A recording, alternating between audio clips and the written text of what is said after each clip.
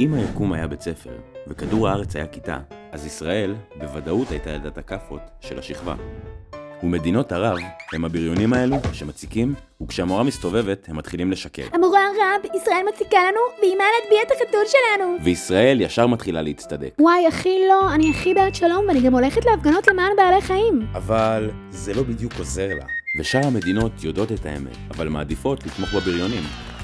וישראל, במקום לזרוק כל התלמידים, מנסה כל הזמן להתחבר אליהם.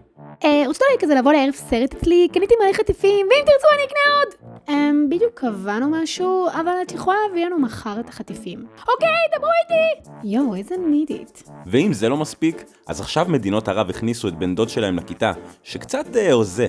אני מבינה, נו, תעשי לי מקום, נו. תעשי לו מקום בזריז. מורה הרב, ישראל לא עושה לי מקום.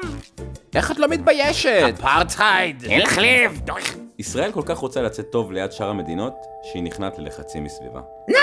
והנה ישראל, תקועה עם הלוקה שלו ביקשה, עם שכנים עוינים ועיניים שיפוטיות. בפרק הבא, המדינות מחליטות להקים ועדת כיתה שנועדה לקדם את זכויות האדם של כולם.